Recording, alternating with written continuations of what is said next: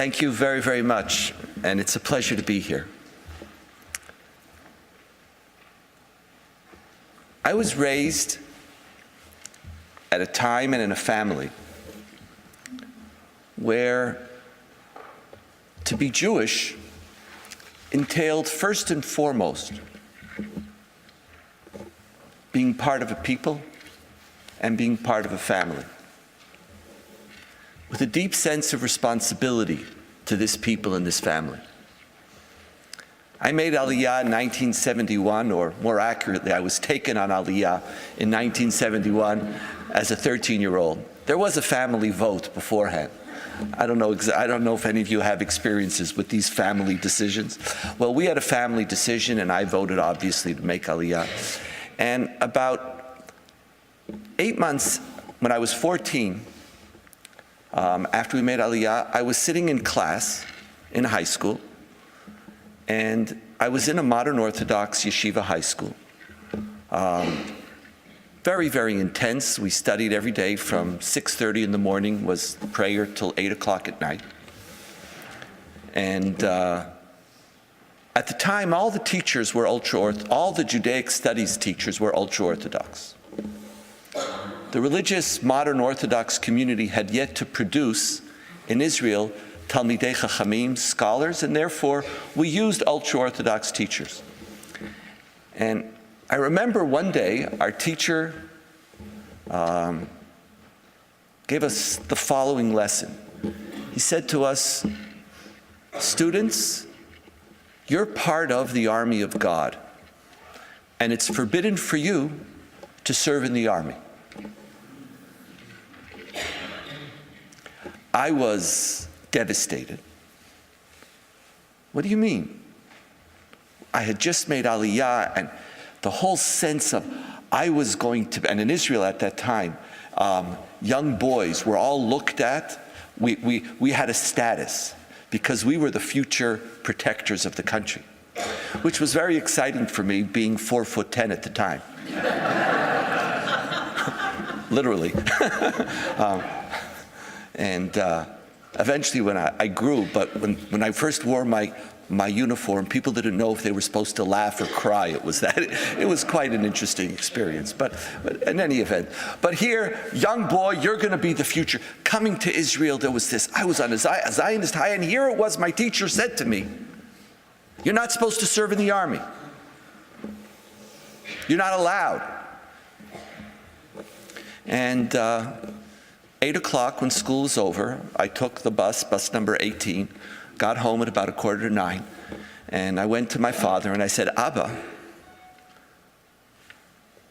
do you know what my teacher taught us today in school?"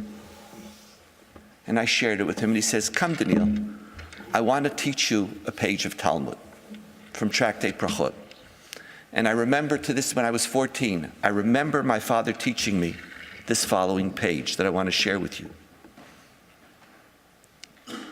The rabbis ask, what do the words "go down" mentioned in Exodus mean?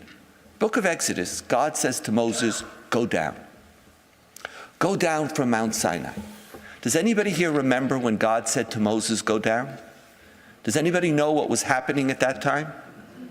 And go on, try. What was it? The golden calf. The whole Bible was working up to this moment when God was going to give the Torah to the Jewish people, and all of a sudden, in some Seinfeldian do-over, God says, "Go down. Go down." What do you mean, go down? The whole project of the Bible was about to come to an end. What does it mean, go down? And the rabbis, who were unbelievably astute, careful readers of the Bible, whenever there was an opportunity to take something, to expand on it, to teach a lesson, that's what they did. And they said, "What does it mean, go down?" And the rabbis put the following words in God's mouth. And this was one of the central lessons on which I was raised as a Jew. The rabbis said, God said to Moses, "Go down. I have given you a Torah only for the sake of the people. And now that they have sinned, what need do I have of thee?" My father's taught me, he said, Donniel, there is no Judaism without the Jewish people. There is no Judaism without a responsibility to the Jewish people. You want to be a Jew on the mountain? You want to play one-on-one with God? Somehow, that's what you're interested in? God said to Moses, I don't care about you. You think it's about you? It's not about you. If the people aren't with us, there is no Torah. There is no Judaism. And my father said, Donniel, if you don't serve in the army, in the name of somehow wanting to preserve Torah, you're undermining the foundation on which Torah is given. I made the small mistake of going back to school the next day. My father taught me Talmud. He didn't tell me, he taught me, my EQ wasn't that developed at the time. My IQ was not so great either, but at least I knew Talmud. And I had an interesting year. It took me about 10 years to understand that not everything I thought I had to share with people. But that's another lesson. Imagine belonging to a tradition, a religious tradition, which says Torah comes after your commitment to the Jewish people. And that's what it means to be a Jew, is first and foremost to belong to be loyal to be committed to this people.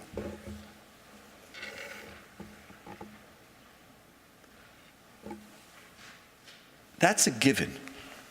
That's the central lens through which I was raised. And when you look at Jewish history, we've walked together. The rabbinic tradition teaches us that every Jew must see themselves as if they came out of Egypt. It doesn't say that every Jew must see themselves as if they stood at Mount Sinai. It's interesting. Jewish tradition says you were at Mount Sinai, and therefore you're obligated. But you don't have to see yourself. You have to see yourself as coming out of Egypt. You belong to a people who've been walking together for 3,000 years. That idea inspires me. I have a past, and I've stood by this people, and this people have stood by me throughout our lives. We've literally walked together in the valley of the shadow of death. We've been there. So how is it even conceivable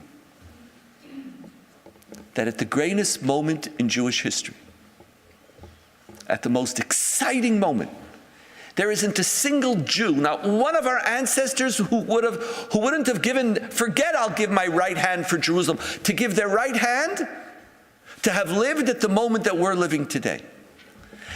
They couldn't have even imagined it. Jews of power, Jews of success,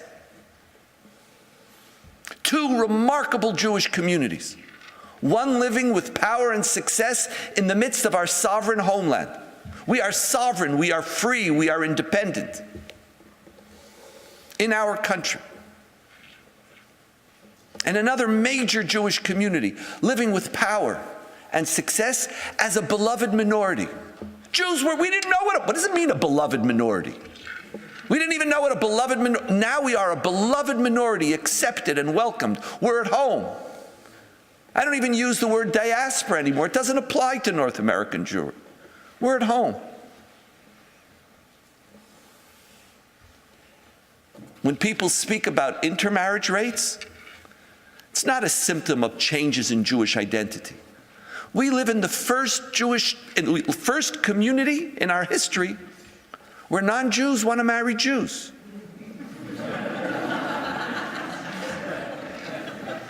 Now think about it for a second. Throughout our history, why would a non-Jew want to marry a Jew? You have to be insane.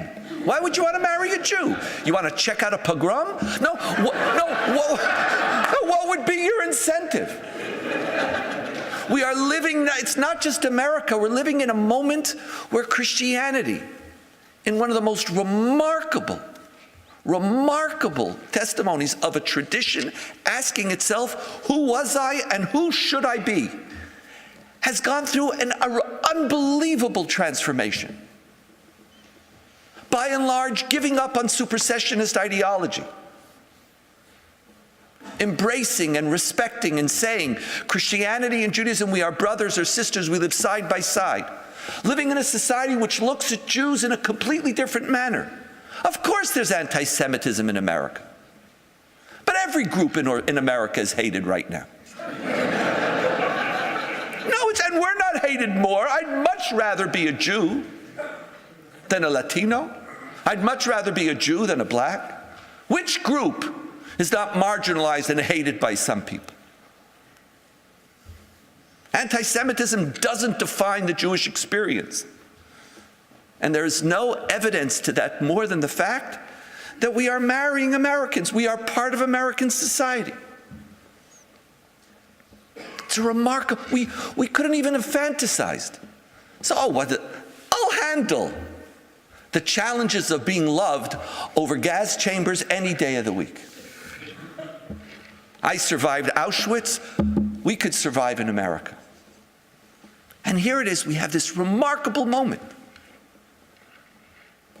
Two of the most successful Jewish communities in Jewish history. We walked together through the valley of the shadow of death. And now that we reach two promised lands, it's conceivable for people to say, do we still have to walk together? What do I need you for? How important are you to me? Now, I'm not talking to anybody in this room. The mere fact that you showed up, besides being evidence of the fact that you're slightly weird.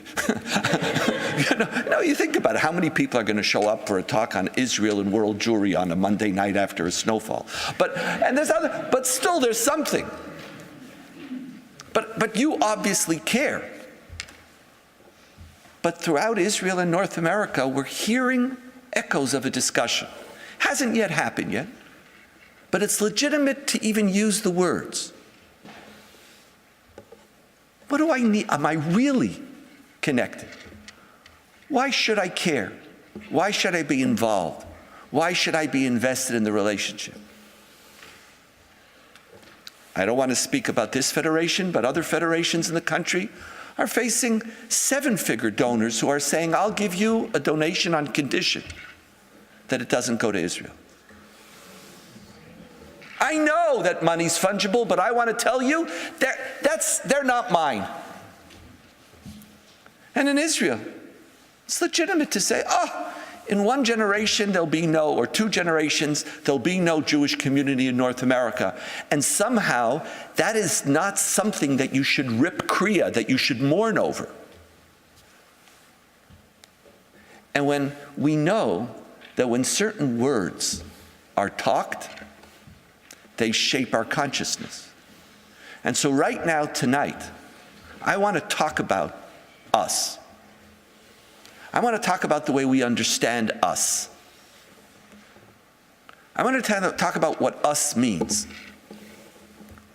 But first, what I want to do is I want to talk about the different ways that we can conceive of our usness, of our connections. The purpose of doing so is to try to complexify our understanding of what it means to be an us. Number two, I want to focus on some of the notions that we've used to create this sense of Jewish collective identity and to see whether they're adequate. Generals know, and the greatest fear of generals is that they are perfectly prepared for yesterday's war. What happens if educationally and conceptually we're perfectly prepared to deal with the challenges of Jewish identity and collective identity in 1983? If we would, now I feel Jewish community, we're in the zone. We are right there. We're just about 30, 40 years off. And to do so, we have to understand why.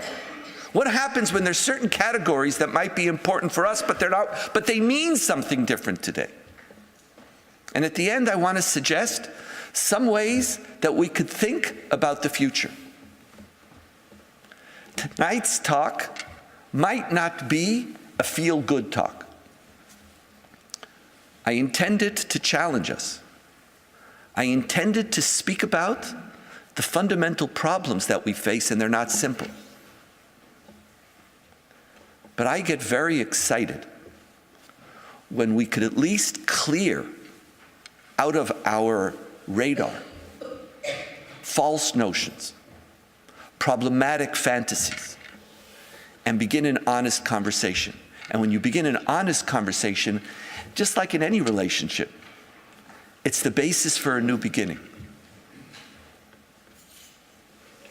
Part of my talk is about asking, how do we live with each other without necessarily falling into the trap that all couples fall into when they do couples therapy?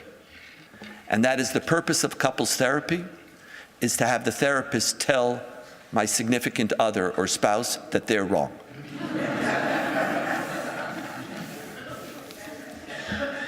Now, could we get out of that? Could we understand? And how do we think about this together? These are some of my goals this evening. And I hope if I could achieve 30% of them, dayenu. Let me just put forth a number of categories. When we talk about us, there are 5 categories, concepts, models that could be used to define this us. Jewish peoplehood is what? Jewish peoplehood could be a family. Jewish peoplehood could be a collection of fellow believers. Jewish people could be a group of partners. Jews could be investors, or Jews could be consumers. Let me briefly talk about each one, just define the categories as I intend to use them, knowing fully well that the categories are more complex.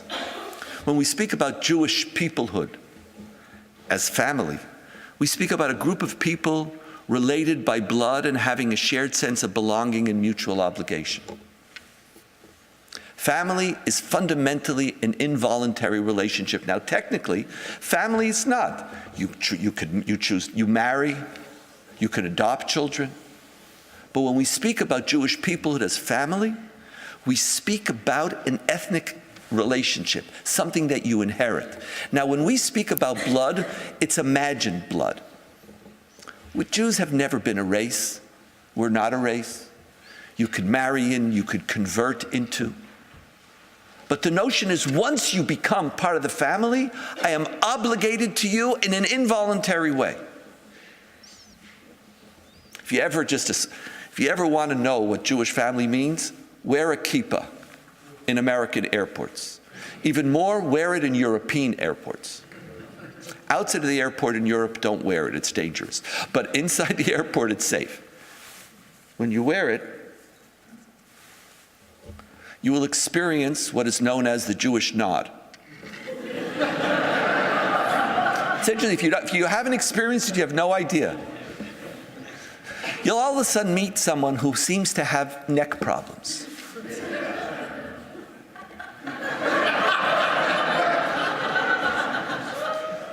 The minute eye contact is made, it's subtle. Protocol requires that you respond with.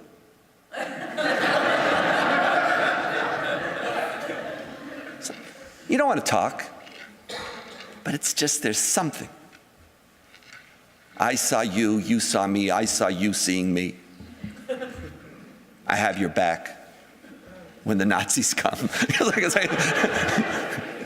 In the middle of the airport in Paris, but whatever it might be.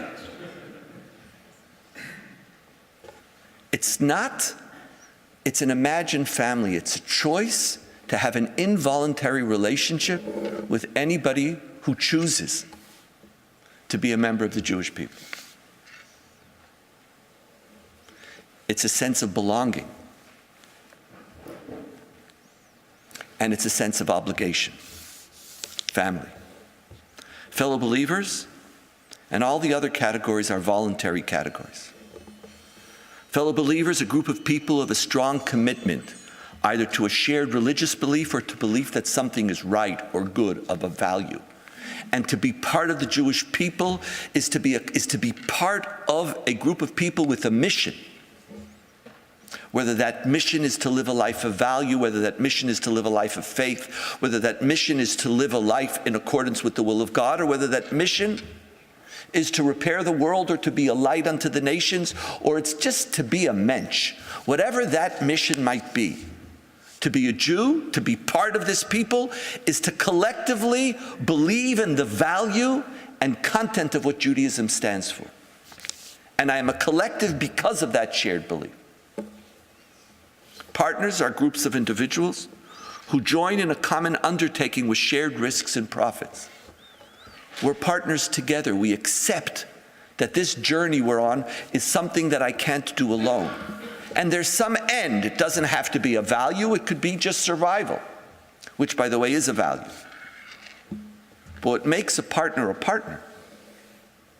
is that you're not just in for the profits and the benefits. Partners are also in for the risks and the losses. We incur them together. Exit is not simple. For some people, Jewish people, it is in Jewish people where I'm investing. And part of who we are, what's critical about investors, are participants in a collective enterprise that expend money, capital, or resources. Money, capital, and resources are and have always been an integral part of what it means to belong to this people. I invest, but here the relationship is not symmetrical. Somebody might have more capital and somebody else might need that capital and might deliver something else. But together, we create a community. And more recently, we have people for whom Jewish community is not necessarily a family, or it's not even a collective experience. I am a consumer who purchases or benefits from the use of goods and services. These are the categories that I want to play with today. Family, fellow believer, partner, investor, and consumer. There might be others, but those are the ones that I want to use for this evening. First, family.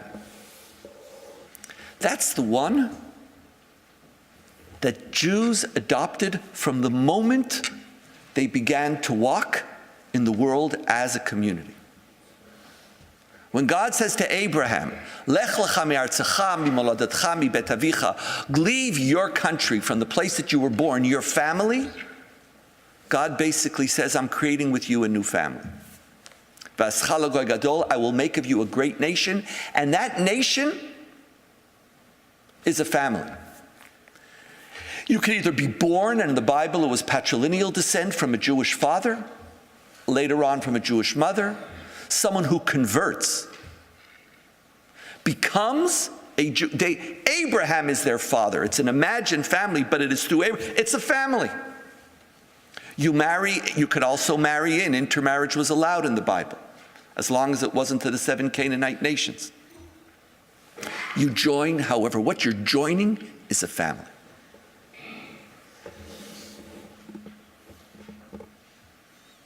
It was as a family that we came into Egypt. Our first name as a people is what? How are we called? Do any of you remember? What family term were we called? What is the first name for a Jew? B'nai Yisrael, the children of Jacob. It's an ethnic family category.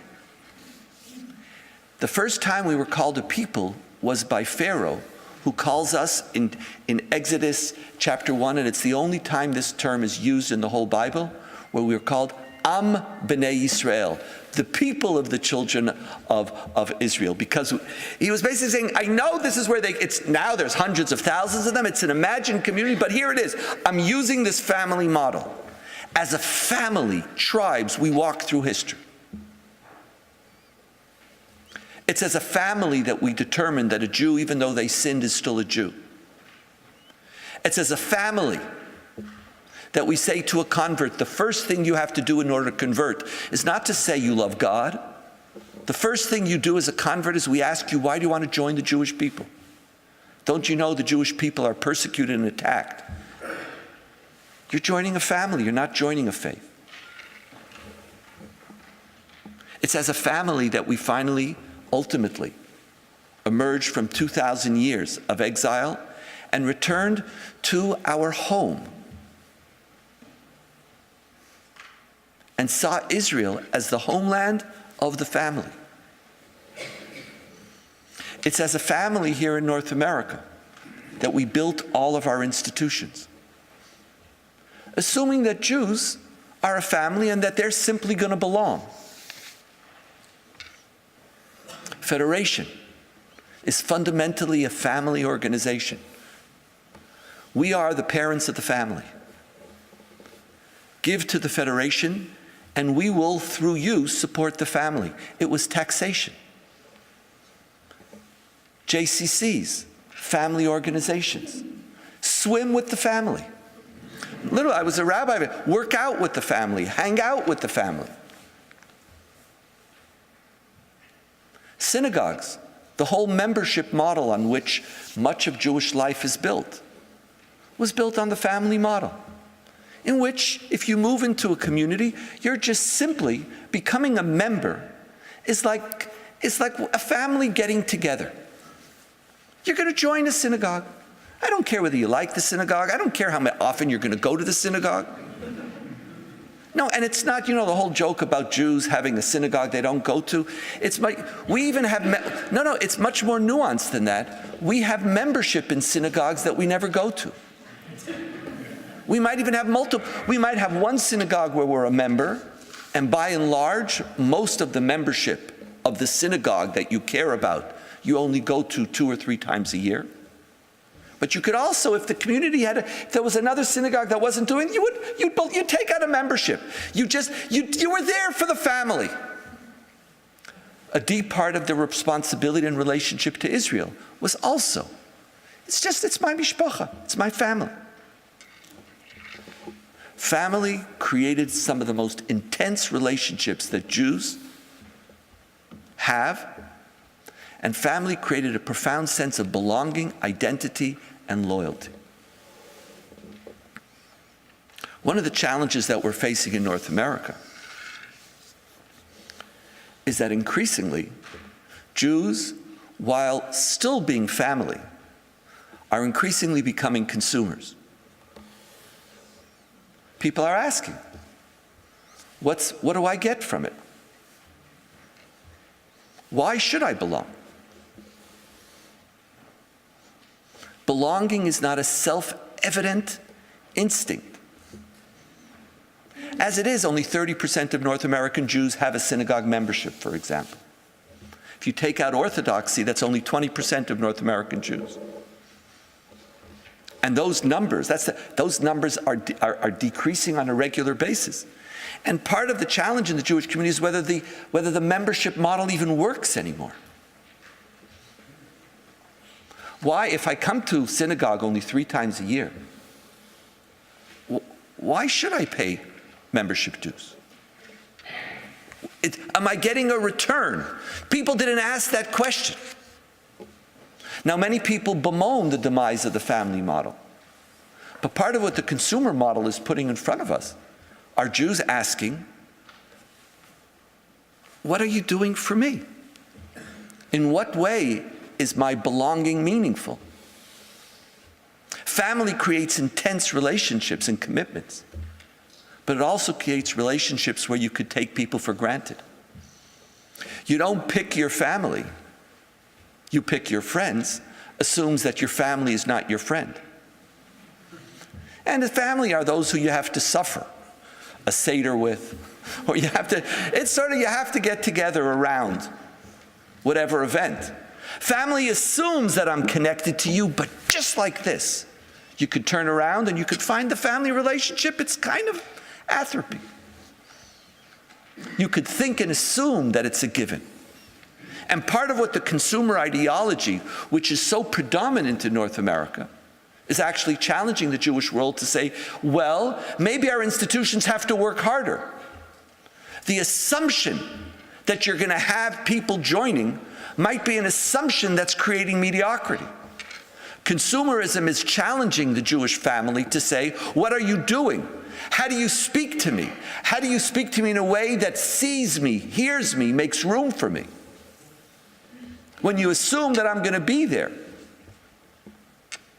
the institution doesn't have to compete. Competition is difficult. Consumers, family, there is no exit. You can't leave. But a consumer leaves when there's competition. The minute there's competition, I could leave. Competition is very, very healthy for the Jewish community. But we are in a very difficult moment where we have Jews, some of whom are still predominantly family, with Jews for whom there is some family, but who are beginning to ask consumerist questions. And our institutions are trying to ask themselves, how do we evolve? What do we need to do to speak to Jews who are asking the question that it's not self-evident that I'm going to belong? Take family and consumer. What happens when one generation has a family relationship with Israel? Or what happens when Israel assumes that you're going to have a family relationship with it, and you advocate for family, but you don't realize you're speaking to people who increasingly think about their Jewish identity in terms of consumers? You're assuming, what do you mean? What do you mean you don't like the occupation? Okay, you don't, what difference does that make? What difference does it make if Israel is doing something that you don't agree with? You haven't agreed with things that that I've been doing for decades. Now you're waking up? What do you think the Haredim just now have taken over the issues of religion and state in Israel? It's been going on since the beginning of the state. But as family, it was just like the uncle that you get together, and I know you don't like them particularly, but you're family, and you walk together with me. This is just an example of a category that defined the Jewish community, still defines some, but is increasingly irrelevant because that's not the way Jews of North America do their Judaism. Why should Jews have a relationship with Israel which is different than the relationship they have with every other Jewish institution? Why should it be different than the relationship that they have with Judaism? They're asking about ideas. They're saying, speak to me. I live in an open marketplace of ideas. I don't need to be Jewish. The whole notion of Jews of choice is a consumerist category. We used to define those who convert or join the Jewish community as Jews by choice. But now what we understand is all Jews are essentially Jews by choice. Every Jew in America is a Jew by choice. There is nobody outside forcing you to be Jewish. You have to choose, and there are other options. You don't even have to choose to leave. There is no, you just don't, you might even have the, you just don't use the product. You just don't use it. And it just, you buy another product. You go somewhere else. You belong to a different health club. They're not asking me for a building fund. And they have more modern equipment. And they're right next to my house, or my job, or my work. All of a sudden, a different category, Jews by choice, when it comes to this Jewish community, some are looking and saying, what's wrong with you? It's family. But that's not the way more and more Jews in North America are doing their Judaism. How do we talk about Israel differently? And part of what happens is that if you think, oh, the goal then of Jewish education is how do we get people to return to the family model? I want to tell you the family model is diminishing in its significance, and it's like Humpty Dumpty. It's not going to be put back together again. I'm not saying it's disappearing, but it's not going to be the fundamental core category through which Jews do Jewish in the at least the perceivable future. And as more and more Jews are in multi-identity families, I would say intermarried, but I don't even think it's a relevant category. Because intermarry assumes that two people with very, very different identities are joining together. That's not what's happening. It's people who share a core American identity who are joining together. They're not intermarrying. We're American. And the more we become part of an American society, the more consumerism is going to be a part of the demands that the Jewish people have to deal with. And the assumption that there is a necessary, inherited, involuntary relationship is increasingly irrelevant to the way Jews do Jewish. Family and consumer. But there's something even more complicated about the family model. The family model assumes that we're brothers and sisters. The family model assumes that that connection is strong and important, that it is a first-order relationship. That family model kept Jews together for 2,000 years of diasporic life. But what happens when family doesn't live in close proximity to each other? What happens when we don't see each other on a regular basis? What happens when we're 6,000 to 10,000 miles away? What is family? Oh, you're my brother, you're my sister, I'm so close to you, see you next Thanksgiving. How intense is that relationship?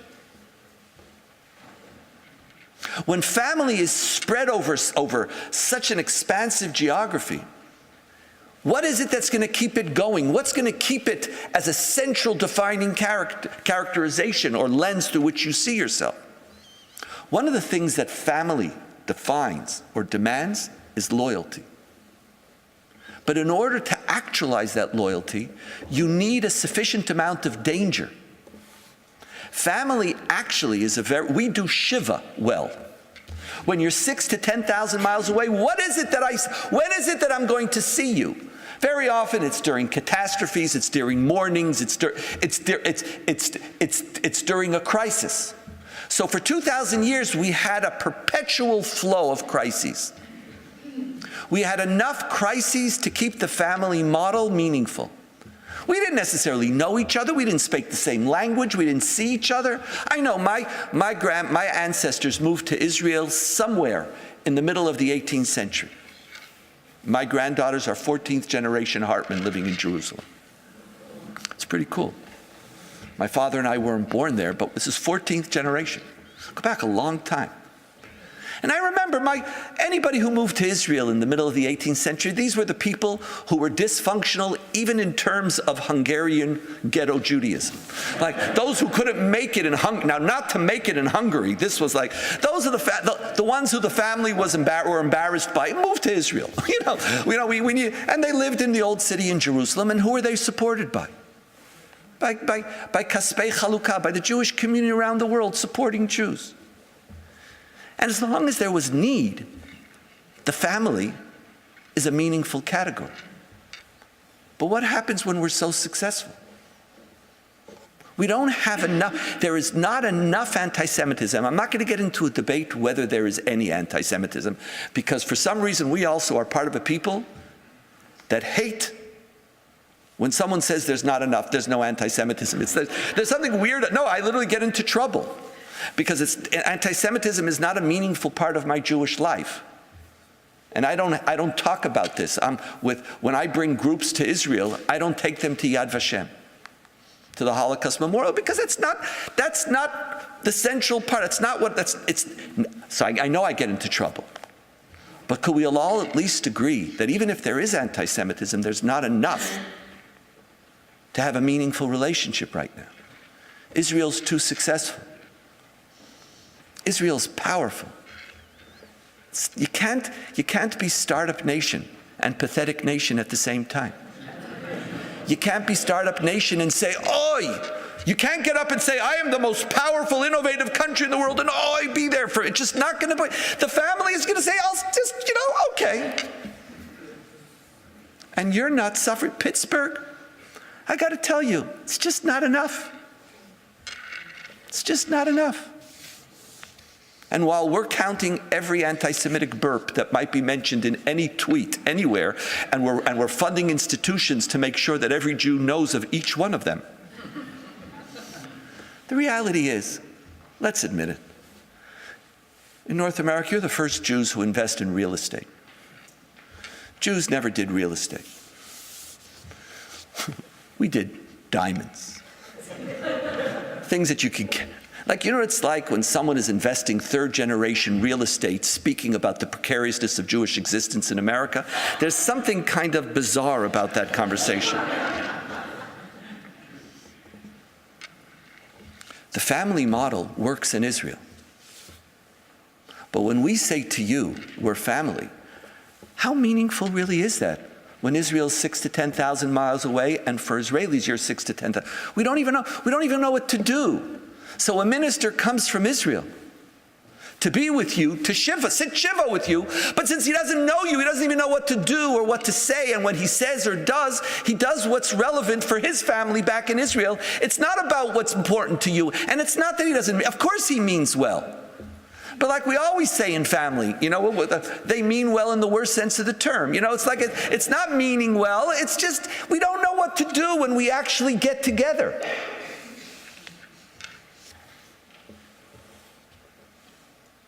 And I was here the day after Pittsburgh. I was speaking the Presidio in San Francisco. Gorgeous place, the Presidio. And as I'm driving up, there was a flag about the size, an American flag about the size of this room. And it was flying at half-mast.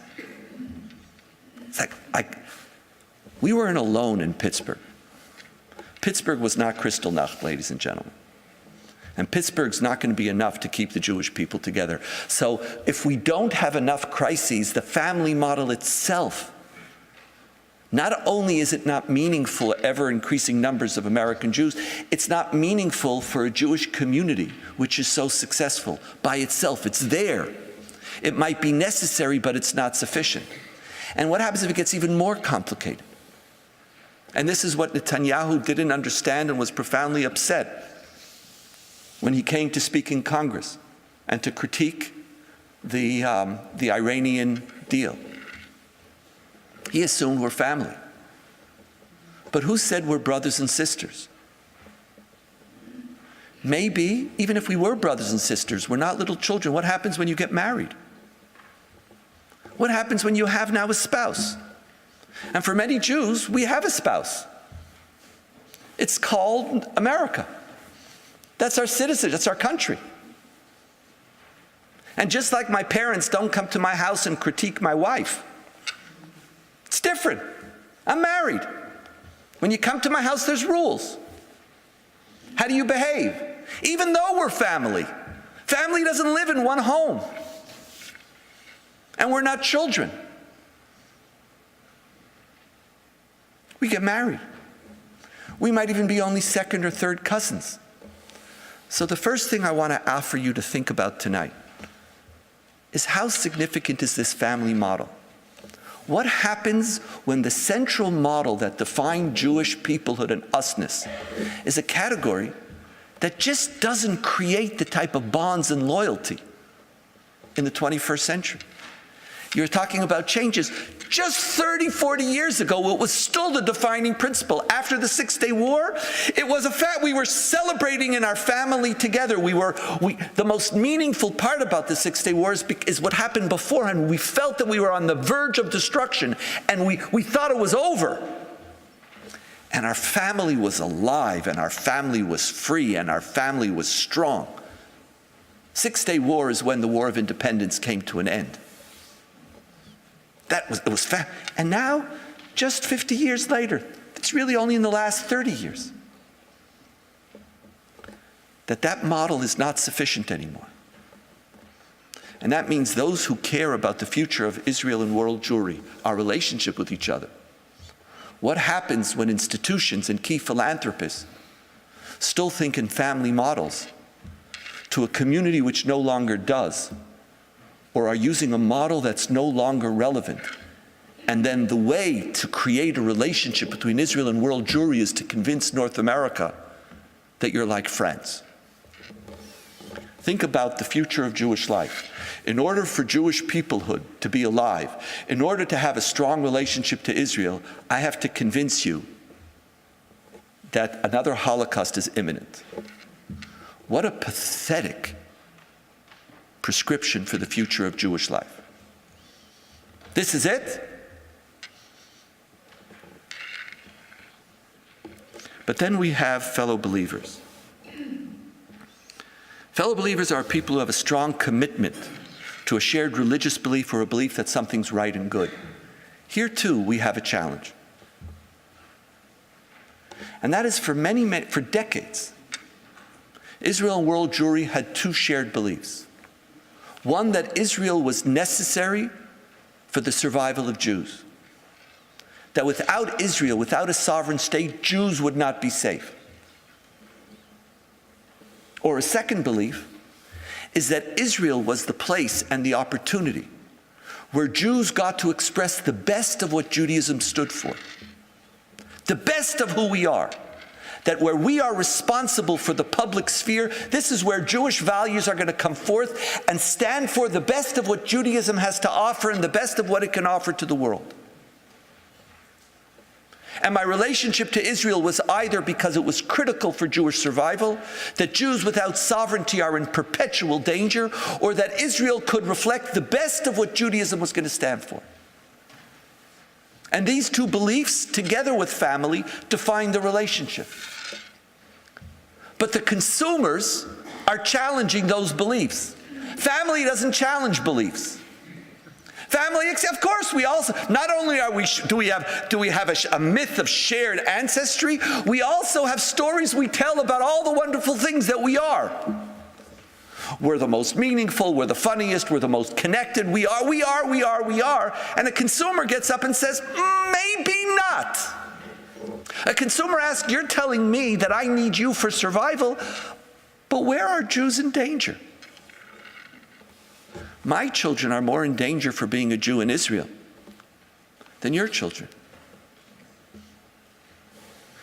Despite 9/11 and despite all the anti-Semitism, it's in Israel that not one single family has 0 degree of separation from terror or death. It's my daughter's best friend who was killed in front of a toy store when she was 13. My 2 children were 10 feet away from a terrorist who was pressing a vest. It malfunctioned. My 2 children should be dead today. It's my brother-in-law who was killed in a war. It was my tank that was blown up and I shouldn't be alive today. These aren't experiences that you know. These aren't things. Now this is just every Israeli family is a Gold Star family. Every Israeli. So where is it? You don't live in the field. Now again, I feel the pride and dignity of success of Israel, but to claim that the only place that Jews could be safe in the world is in Israel or with Israel, the fact is the consumers are saying that's not my experience. I feel safe here. With all the difficulties in anti-Semitism. I feel safe. And the consumers are saying that's not a meaningful belief. Consumers are asking, Israel, are you really the best of what Judaism could be? I know you're a startup nation, but we have not bad technology here in North America, even in this area. I don't even have to go out to Palo Alto anymore. Is that enough of a reason? Waze? Is Waze enough? And so it's just like, Judaism taught ethics to the world. Well, Google bought Waze. So, okay, you're like the notion, that's it. Like this is what about value nation? What about some of the issues that I care about? I want to talk about occupation. I want to talk about democracy. I want to talk about Arab rights and minority rights. I want to talk about religion and state in Israel. Democracy for me as a North American Jew is a Jewish value. I don't know if you are reflecting the best of who we are. I know you declare so, but a consumer says, maybe not. And all of a sudden, the shared beliefs are being challenged. And even more significantly, part of the phenomena of shared beliefs weren't shared beliefs of us together. They were shared beliefs in which you were invited to believe in the centrality of Israel. Not shared beliefs that we have together. What do Israelis believe about you? You never asked that question. You never asked, hello, you made me share belief, but what do you think about me? You know, the famous Bette Midler line in the movie Beaches, where she's talking about herself and talking about herself and talking about herself, and at some moment she says, enough about me, let's talk about what you think about me. Well, consumers are saying, Israelis, what do you think about me? Let's talking about what I think about, what about me? What about the phenomenal innovations that Judaism in North America had brought forth? Of course Israel has furthered Jewish life, but so has North America. Judaism today is being produced by two phenomenally successful communities, each one contributing. One contributing from a position of power and sovereignty, and the other one by being at the front line of modernity and modern discourse. Pluralism, democracy, rights of people with different sexual identities, the multi-ethnic reality of Jewish life, relationships with other religious communities. These are issues that pluralism, that North American Jewry is innovating and actually exporting into Israel. And Israel also, the profound challenges of power and what does it mean to live with diversity. And how do you create a shared society in Jewish culture? Also, both societies are producing great thinkers, but to what extent do I see you? And that's why the Kotel was such a deeply profound, upsetting experience for those who even knew about, those who show up, who actually heard about it. Where, do you see me? The consumers are saying, it's not enough. Some North American Jews want to be partners. The most Zionist of North American Jews have decided that even if I'm not family, alone, or I'm not a shared believer, maybe I'll be a partner. But I'll be a partner in building the Israel that I want. And federations are sometimes the best models of that partnership. Because they get up and they say, I don't care, Israel's not a nachas machine. When I'm a partner, I'm not just waiting for the highs. I'm here to build the Israel that we need to build. And I'll be here for every single issue that Israel needs. I'm there. And that partnership is very profound. The only challenge is that Israel never accepted world Jewry as partners. They want you to be investors. And the problem with the partnership is that some partners say, what does Israel need and how do I help it? Other partners say, how do I define what Israel needs? And then the partnership becomes a profoundly paternalistic one, where I'm here to help Israel be who it ought to be as I determine what it needs to be.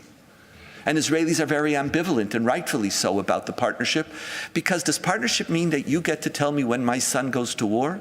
Well, I have to tell you, I'm not accepting that any day. No way are you going to tell me when my son's life is going to be in danger.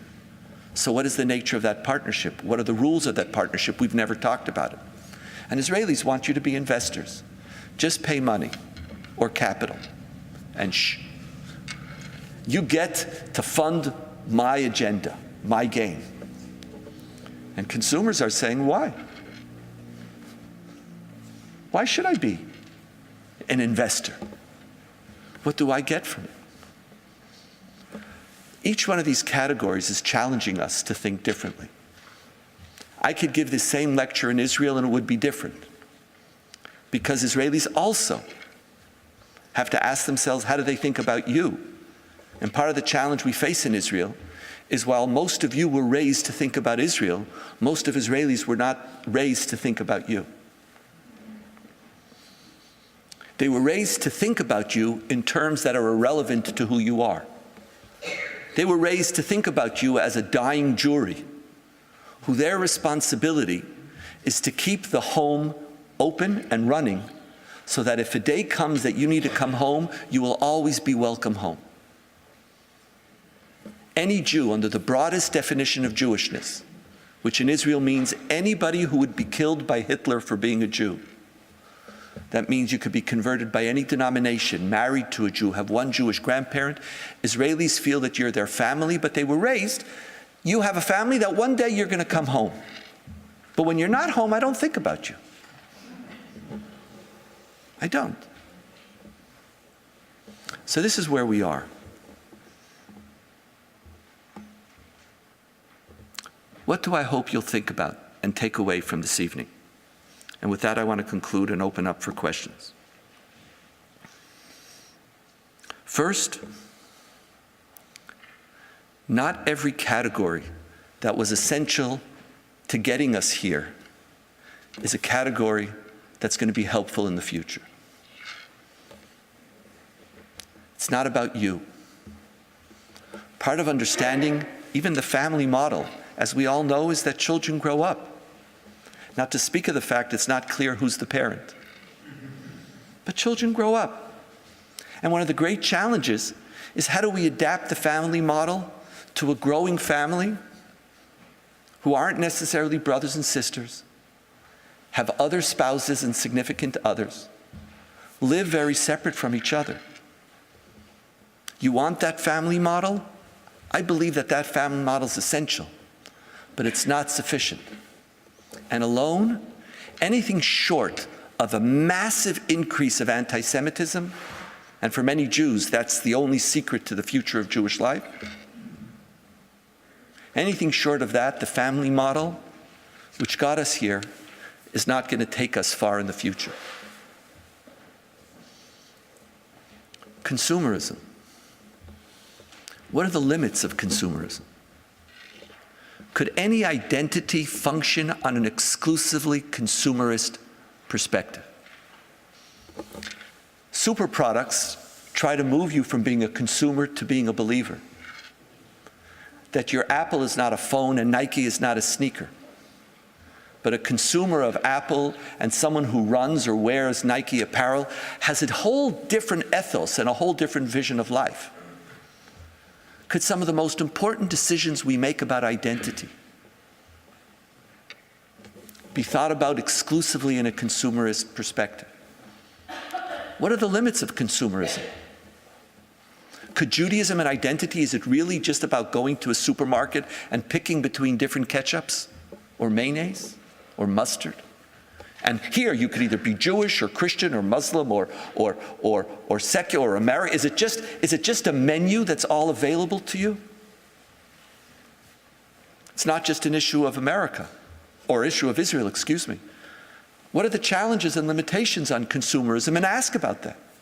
And think about that.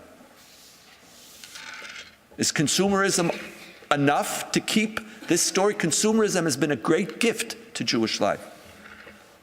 Jews who've been accepting institutions and experiences who never asked themselves, what does it mean to live a Jewish life? As the rabbis who stand on this pulpit, unless this congregation is completely different from every other congregation I've visited, the hundreds that I've seen in North America, very often it's not simple to stand on a pulpit.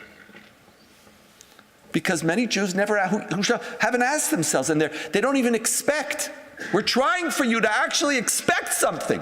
Bring something to the table. Be a good consumer. I remember I gave a speech once when I was a rabbi of a JCC.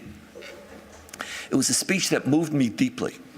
I was so touched, I can't tell you. I came home and told my wife I was just beyond myself for days. I remember when I gave this speech to the JCC, I said, Judaism is not a hobby. Now I wish Judaism would be a hobby. I wish we would invest as much in our Judaism as we do in our putt. Imagine if we spent the same amount of money and time and effort in our putt, or our serve, a putt, golfing, pot. As we do, I wish we'd be a hobby. Consumerism, become real consumers. What happens when you have a consumerist consciousness, but you're just showing up? We're dying for people who actually have a question. We want to teach you a tune. But to teach you a tune, you have to go home and learn it. You're not going to learn it in shul. I want you to sing with me when I'm standing here. I want to sing L'chadodi, but that means you got to learn the words. And when you use Apple, you know how to use it. You know how to use the phone. I just got a new, I looked on YouTube. I got all the new things to know I know all the secrets of how to use the XS. I know. I want you to go on YouTube, find out what is the tunes you have to learn. Be real consumers, but be consumers in the best sense of the term. But if we're going to move forward, we're not going to be family or just consumers. We have to work very, very hard on being fellow believers. And consumerists are telling us that we can't assume those beliefs. Well, great. Well, let's build them. And it's not going to be simple. How do Israelis and North American Jews say, what do we believe in together? To do so, we're going to have to make many leaps and many assumptions. One of the most critical assumptions that we're going to have to understand is that fellow believers could disagree about the solutions and the policies of their beliefs. We could together believe that all human beings are created in the image of God. Together we could believe in the centrality of human rights. Together we could believe in the significance of our aspiration for peace.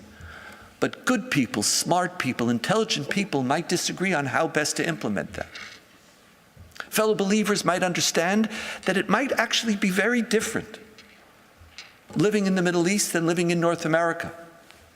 It might actually be very, very different trying to implement certain principles in the Middle East.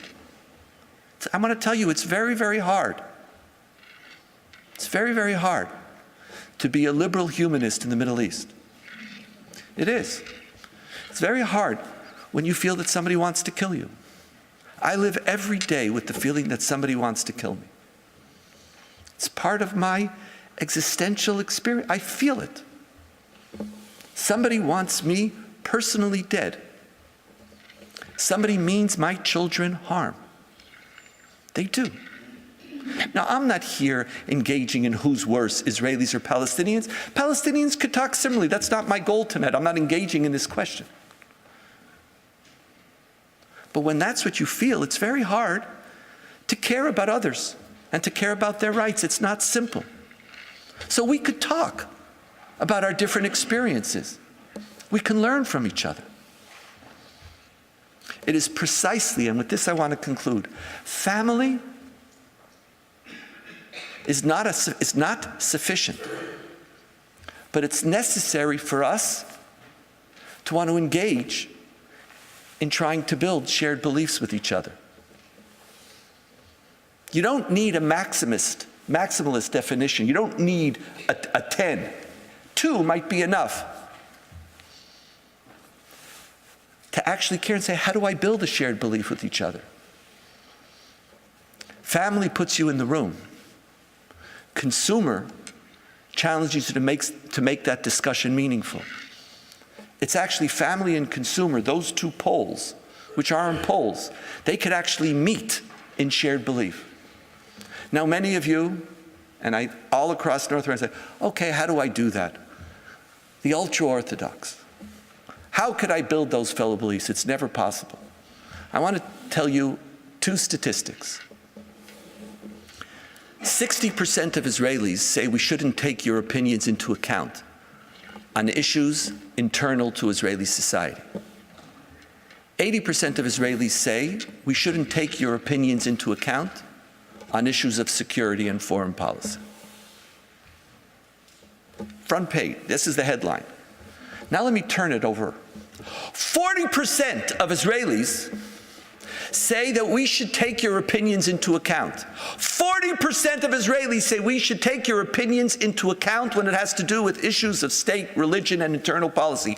20%, I couldn't give zero. 20% say I should talk to you about issues of security. That's insane. But they do. The ultra-Orthodox in Israel are 10%. You now have 40% of Israelis to begin to work with. 40%. Of course, you need it all. That's irrelevant. We don't have the electoral system. We have this coalition. We have small little parties. If you have 10 seats in the Knesset, you rule the country. Well, there's 40% of Israelis who are open to talking to you. Talk. The problem is we don't know how to talk, we don't know how to do it. Okay, but now we know what we need to do. We're not going to build by some mythic family. It's just not appropriate for a Jewish life so diverse, so disparate, so spread all over the world. So let's use this small amount of family, those 95% of the Jews in the Pew Survey who say, I'm proud to be Jewish. There still is a strong fact. What is it to motivate us to ask each other, how do we walk together and build new shared beliefs? It's that conversation. Whether it's through federation, whether it's through individual institutions, whether it's through your synagogues, whether it's through the Torah that you talk, and initially you should even talk amongst yourselves. How do we build that shared belief? How do we create a partnership? Not about fixing you, but how do we build a partnership in Jewish life in which families and consumers work together to create a Jewish life of shared beliefs, not about why Israel's important, but about each other, about what each one of us brings to a table, what each one of us has to contribute to a religious tradition which challenges us to be a light. Forget a light unto the nations. That's huge. Just to be a light, to be decent, to be kind, to aspire for excellence in a very imperfect world. Many people are worried about the future of Jewish life. They're worried about the future of our relationship with each other. I'm worried too. But what makes me worried is that we're asking the wrong questions. And more significantly, we're offering the wrong solutions. We're trying to repair and to create Jews in 2019 and 20 in the context of 1980, sometimes even in the context of 1939. Judaism could compete in 2020. Jewish life, we have a lot of meaningful things to do together. Let's ask the right questions. Let's use the right categories. And together, let's be a light. Thank you very, very much.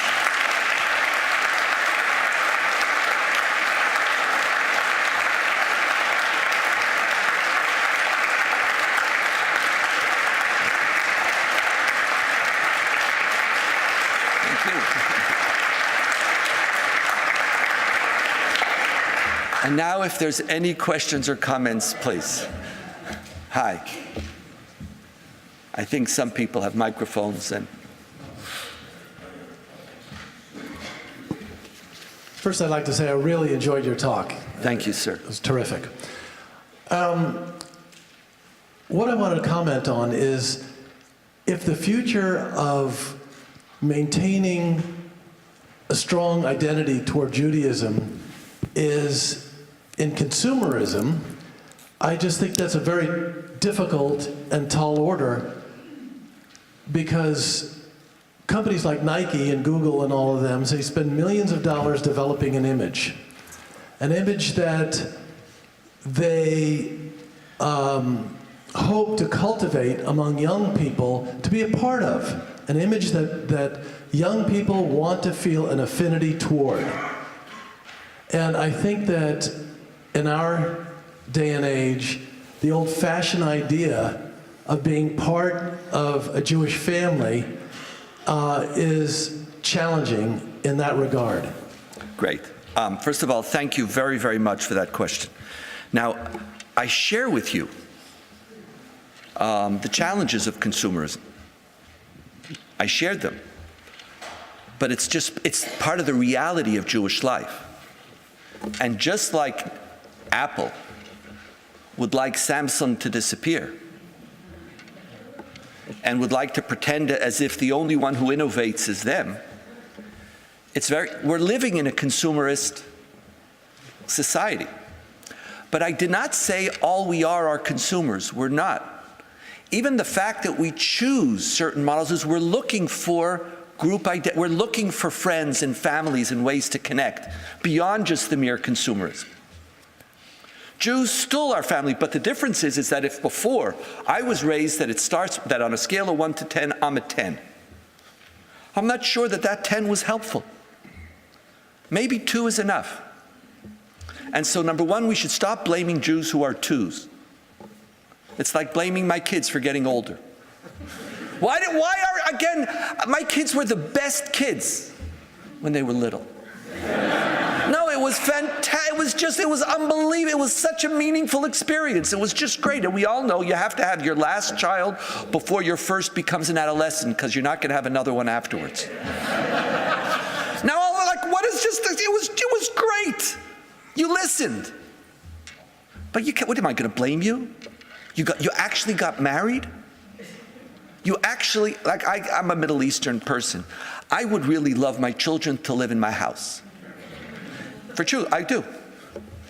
The fact that I work long hours makes it easier. But I would love my children not to live in walking distance, to live on a different floor. We could have different doors, and I don't need a key. But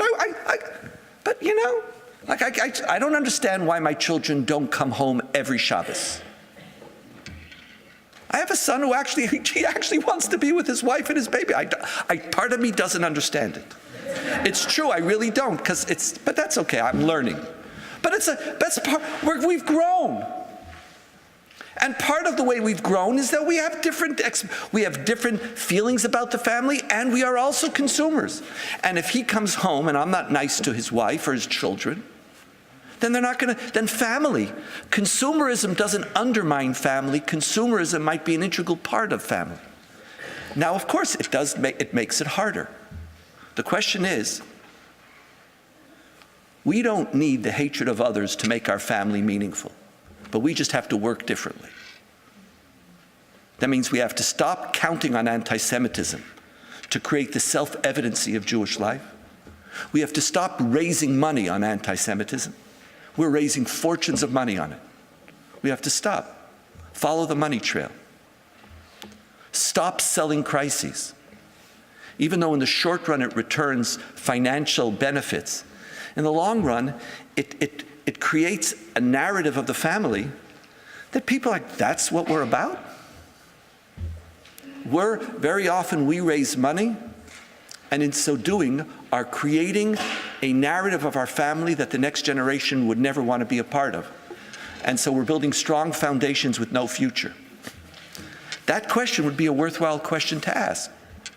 Now take that consumer, forget the superficial consumer. There's also profound meaningful. Let's create meaningful ones. But that means we have to sell a product. We have to improve our product.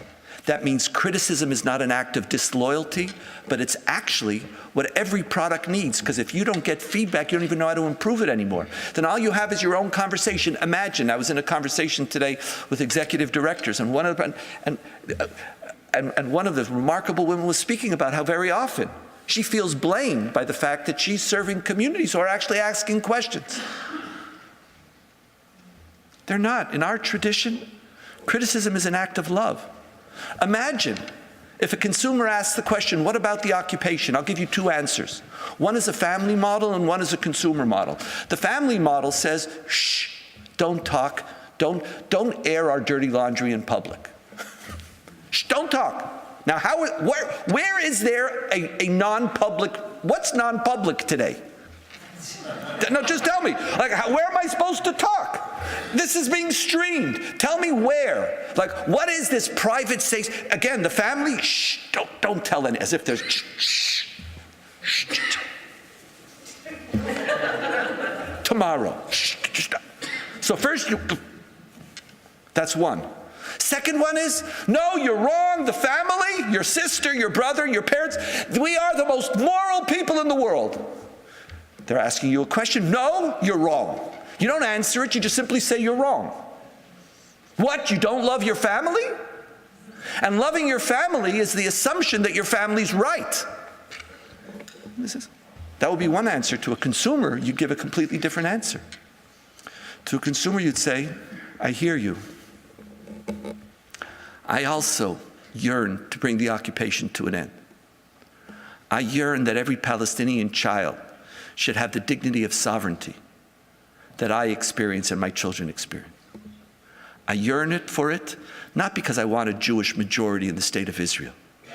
It's not utilitarian. It's because I'm a Kantian, or because I'm a Hillelian, who says what's hateful unto you, do not do unto others. That's the whole Torah. And if I want sovereignty for Jews, I want it for Palestinians too. All people are created in the image of God.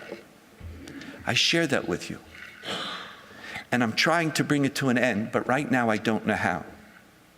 And I know I'm failing, and I'm profoundly scared about that too. And I'm not saying I'm perfect. But I want to tell you, in the Middle East, it's become really, really difficult. Now, if I could go on. Now, if I talk that way, all of a sudden, it's a completely different conversation. And when I talk that way, then they're in the room. We're all learning from each other.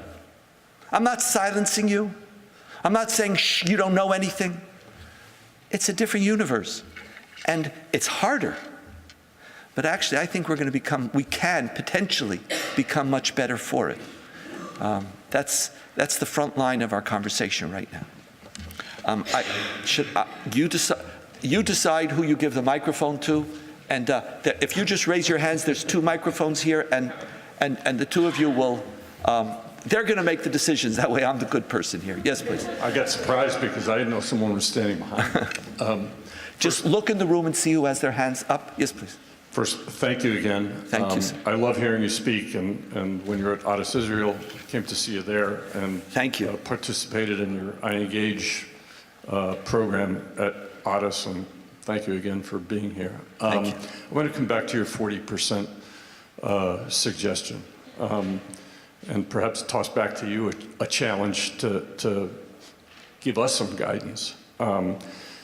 And in doing that, I choose the 40% because that will keep us away from the issues raised by the 20%, keeping us away from the security issues, the occupation issues, and so forth, and focus more on the internal issues. I look around the room and I see a lot of people like myself who either have no hair or gray hair or white hair, but those of us in that category probably remember a period in our own history here, back in the Vietnam era, when people were throwing rocks and stones in the street at those of us who were demonstrating, being told, America, love it or leave it, or my country, right or wrong. And those of us who are on the other side of that issue were saying, no, it's not my country, right or wrong. We had a point of view here, and there were no institutions working in our own country that left us any choice but to take our views to the street. And if that was our viewpoint in our own country, if we loved our own country enough to say the answer was not my country, right or wrong, I can't see myself turning around and saying, oh, but in Israel, it's my country, right or wrong, 6,000 miles away. And the frustration and despair that I feel right now as a gay Jew in America whose family, maternal great-grandfather, doesn't go back as far as yours, but ran from Russia to Jerusalem in the 1880s, is we don't have any Jewish institutions in this country who seem to be willing to engage on behalf of the vast majority of American Jewry to talk to that 40%. We have no functioning institutions who are willing to have the courage to step up on behalf of the 80% of American Jews who feel this way. What do we do? Thank you, and I feel your pain, but I would tell you you're not alone. I would tell you, and again, it's not just because I partner with them. Your federation hears you. Your synagogues hear you. Your denominations hear you. But your experience, I can't say, your experience is profound because we're doing the wrong job then in making you feel heard. But I could tell you, I work with rabbis, executive directors, heads of Jewish institutions all across North America. And I want to tell you, you're not alone. But if you haven't heard it, we have to do a better job. Because you shouldn't be alone. You shouldn't be. Because part of what family is about, loyalty in family, is not just about being there when you're dying. It's about actually you feeling that somebody's hearing your voice. You're not a member of a family if you're silenced. And I want to tell you, you're not. And part of our job is, when I talk about these things, is to create an awareness and to also, again, the head of Federation is here. And I know him. I could vouch for him. I could be a character witness. No, and I do. I know you're a rabbi. You're not alone. Now we have to do a better job of making sure that you experience it. And if we haven't, that's a terrible failure of our community. And many, many Jews feel that. Many Jews do. But there's this profound dissonance. I remember Peter Barnhart wrote this very famous article about how there's a whole voice, there's a disempowered voice in the Jewish community. And the great paradox is that his article was read by every Jew. So well, who's being silenced? He was speaking about, but that was his experience. Now, part of the challenge is that when you experience a family community, you think that it's shh. And maybe unintentionally we're saying too often shh, even though we don't intend to do so.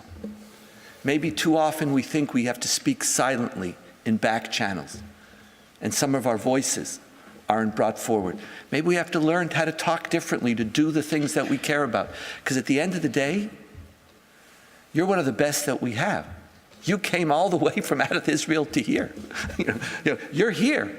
And if you feel disempowered, imagine how children, next gen, what they're feeling.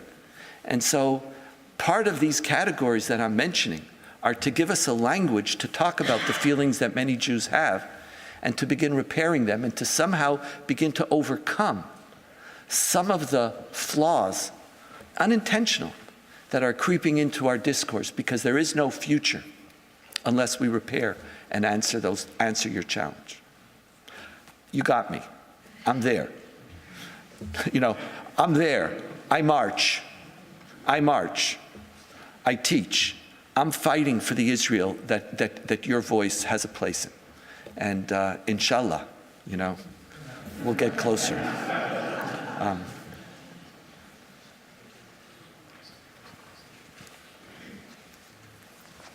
My initial reaction was sign me up, but I have to kind of do a little overlay on what you talked about in terms of the consumer model and the family model, because I think for those of us in the boomer generation, the family model is what we identify with, but the Gen Xers, and I realize I'm generalizing, I think that that's more the consumer model, and the question then becomes the millennials and the post-millennials. I think that they're much more like we are in terms of wanting to repair the world and wanting to be a light. I agree with you about that. The real question is, how do we engage a generation that communicates in tweets? And how do we develop those deep relationships that are necessary to achieve the kind of relationship that you made me cry, that's the kind of relationship I want to build too. Right. Well, first of all, I belong to the generation that doesn't even understand those categories. There's too many categories. I'm like, I don't even know. It's like, it's just too many. So I'm such an anachronism. But with you, we don't know. None of us know exactly how to do that. And that's a very healthy beginning. It's when we think that we know that we're coming up with the wrong answers. I want you to know, nobody knows how to create the conversation that we need in the future. Nobody. But that means But I know what won't work. You know, as I was speaking again to the executive directors, we have to start, the beginning of wisdom starts with Socrates. Because Socrates was the wisest man because he was the only one who knew that he didn't know. It's at these moments that we have to be Socrates.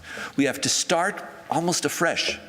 Part of our partnership, Hartman is we're not coming here. Hartman is we're not filled with answers. Sometimes we get criticized that we have too many questions. Thank you. Thank you. There is something Socratic about breaking down the assumptions. And when you break it down, we have a fantastic community. We have unlimited resources. We have phenomenal talent. Phenomenal. Now let's begin once we've gotten rid of what's not working, we could begin experimenting with what can work. Start a new conversation. My hope, I believe, and everything in my career in 40 years that I've been doing this job, is that when you speak value, when you speak challenges, when you speak about Judaism as a way of life that could be meaningful and inspiring, Jews hear, and Jews come. I believe that in the battle for ideas, we can claim a place. How to do so? We're going to try lots of things. For some, it's going to be ideas. For others, it's going to be different types of institutions. And let's learn from it. But let's not lock into silly, stupid solutions, these silver bullets. You know, and again, there's one of my favorite lines. I'm going to go from Bette Midler to Goldie Hawn in Private Benjamin. And again, that'll age. Just you should know, when you talk about Private Benjamin, there's a whole generation of one of those who you quoted who has no idea what I'm talking about. But Private Benjamin, at the end of the movie, when she refused to sue back, she said, anytime somebody promises you the world for 10 cents, chances are you're getting something that's not worth a dime. Anytime, it's a great line. We are creating 10-cent solutions for the future of Jewish life. Let's get serious. Let's get serious. This is a tradition that shaped history. Jews, we were never the most powerful. We were never the largest and most significant or wealthiest. We shaped world history, a small little pishy people. There's 14.5 million of us. Chinese, by the way, are convinced that there's 300 million. I don't need to disabuse them. There's 14.5, that's it. Little pishy people who have lived in the sewer pits of history for the last 2,000 years. We had a disproportionate impact. And that impact was because we stood for something. We stood for something. And we were people of value. And we were people of ideas. And we were people of principles. So, the leap of faith that you and I have to make is that same content could prevail again, but it has to be challenged. We have to ask, what are those values? We have to question them. We have to clean out the crap, and we have crap. We have to clean up our failures. But at the end, my leap of faith is not in the inevitability of our success, but in the value of what we stand for, and that value can inspire.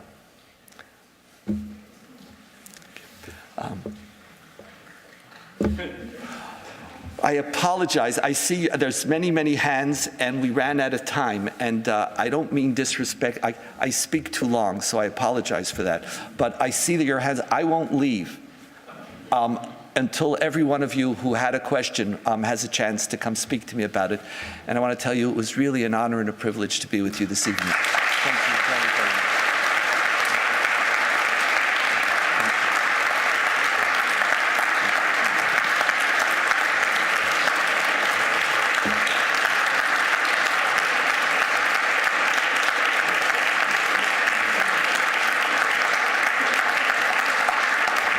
Thank you.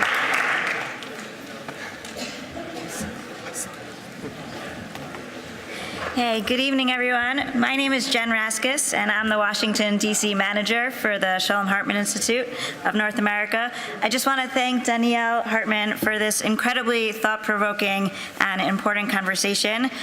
Thank Gil and the entire team at the Federation for their visionary leadership and partnership, the clergy, and Cookie Mandel, coordinator extraordinaire from Temple Rodef Shalom.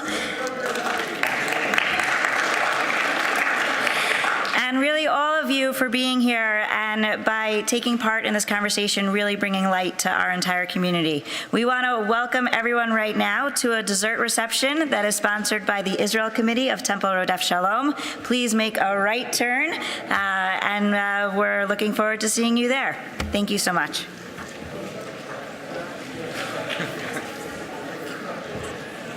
Dr. Hartman, I want to introduce myself very quickly. I'm going to be in the community leadership training program in Jerusalem. Oh, fantastic. So I'm so looking forward I look forward to it.